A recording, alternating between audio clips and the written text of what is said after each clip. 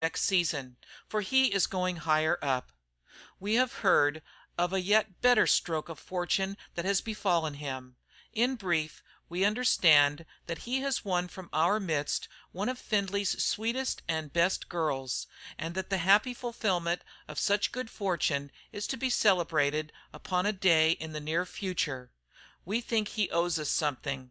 Gentlemen, Mr. Benny Ross." "No one ever had such friends!" cried Benny, dramatically. "No one ever had such friends!"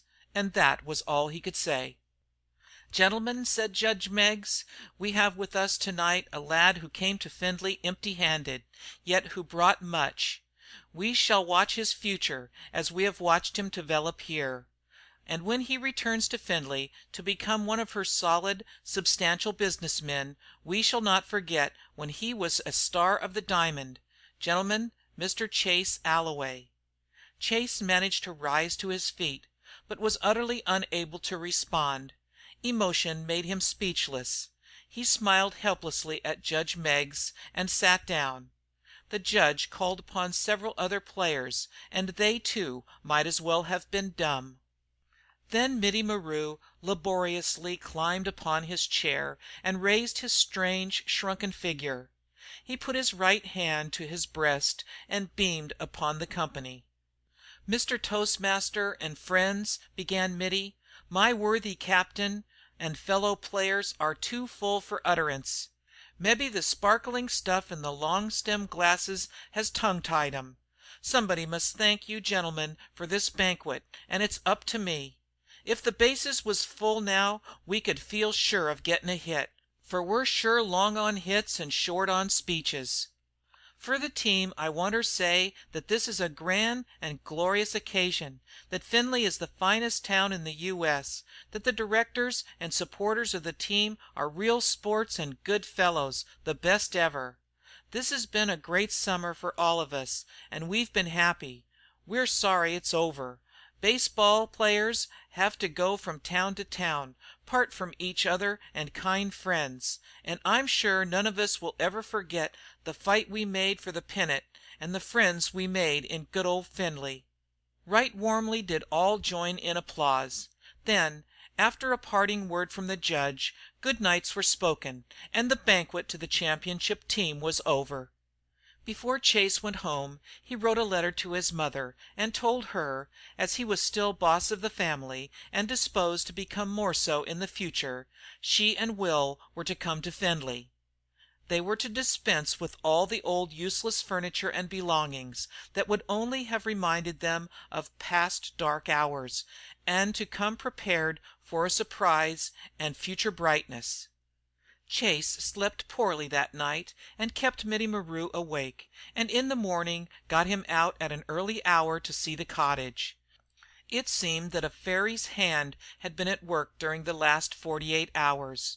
The cottage was furnished from one end to the other, not poorly nor yet lavishly, but in a manner that showed the taste of a woman and the hand of a man.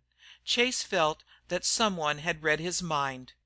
Who had guessed which was to be his mother's room, and Will's, and his own, and therein placed such articles as would best please each?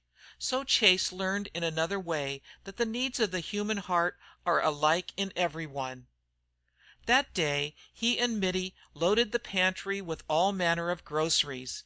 Then, while Mittie went out to his old home in the brick kiln to fetch the few things he owned, Chase fitted up the little room next to his. When Mittie saw it, he screwed up his face and sat gingerly on the little white bed. "I'll be dinged if it ain't swell." After this Chase would have it that Mittie should go with him to a store and purchase a suit. Mittie submitted gracefully, and after a trying time in the store he produced a dilapidated pocketbook and began to count out the price marked on the tag of the selected suit. "No, you don't," said Chase. "This is on me." "Mebbe you thought I was busted," replied Mittie with a smile. "I ain't on my uppers yet, me boy. Never was much for style, but now, when the time comes, I can produce." Chase and Mittie were arguing the question when the storekeeper said they must regard the suit as a present, and refused to be paid. "What to 'ell!" exclaimed Mittie. Have I been hittin' the pipe?" That afternoon and evening were very long to Chase. He slept that night from sheer exhaustion. He was up with the sun, woke Mittie, whistled, sang, and consulted his watch every few moments. The train he expected his mother and Will on was due at 10 o'clock. He packed his effects and sent Mittie for a wagon to take them to the cottage. Then he went, hours before train time, to the station where he paced the platform. What an age it seemed! At last he heard the train whistle, and he trembled. He ran to and fro. Suppose they didn't come! With a puffing and rumbling the engine slowed up and came to a stop. Only two passengers got off, and upon these Chase swooped down like a hawk. He gathered the little woman up in his arms and smothered all her voice except "My Chase." "Hello, Will. How about college, old boy? You great brown giant." And that was all. Chase bundled them into a hack, and telling the driver where to go, he looked at his mother and brother so as really to see them. How changed they were! His mother's face had lost its weary shade. She was actually young and pretty again. And Will, he was not the same at all. Bells of joy rang in Chase's heart. Then he began to talk, and he talked like a babbling brook. Baseball, the championship, his leading the league, his sale to Detroit, his many friends, about the certainty of Will's going to college, everything but where they were going. Then the hack stopped. Chase helped them out, and turning to the hackman, thanked him and held up $1. "That's my treat," said the hackman, tipping his hat. "Say, isn't my money good around here?" demanded Chase. "Your money's same as counterfeitin', Findlay. Good luck." With a smile the hackman turned his team and drove away.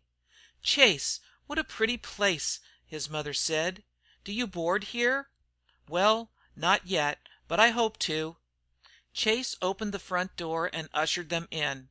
A bright fire crackled in the open grate. "Mother, this is home."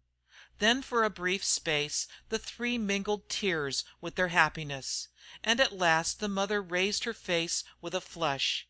"How I have worried for nothing!" Chase called up the stairway. "Mittie, come down. We have company." Then he whispered to them, "Mittie is my little friend of whom I wrote. He's a hunchback. If you look at his eyes you will never think of his deformity." Mittie came down without reluctance, yet shyly. The new suit considerably altered his appearance. Nevertheless, as always, he made a strange and pathetic little figure. He advanced a few steps, stopped, and waited, with his fine eyes fixed gravely and steadily upon them. "I am very glad indeed to meet my son's friend, Mittie," said Chase's mother. "My name's Mitchell Malone," answered Mittie, "and I'm happy to know you and Chase's brother." "Mittie Maru he'll always be to me," said Chase. "Mother, he's going to live with us." "I have no home," replied Mittie to Mrs. Alloway's kind questioning look. "My parents are dead. I never saw them." Then followed the pleasant task of showing the cottage and grounds. The day passed like a happy dream. At sunset Chase slipped away from them and went down through the grove to the river. He was rejoicing in the happiness of others. Yet now that his hopes were realities, an unaccountable weight suddenly lay heavy as lead on his heart. He had succeeded beyond his wildest fancy. There was the cottage, and it contained his friend Mittie Maru, and Will, with the clear light of joy in his eyes, and his mother, well and happier than he had ever seen her. These were blessings such as he was sure he did not deserve. But humble and thankful as they made him, he was not entirely content.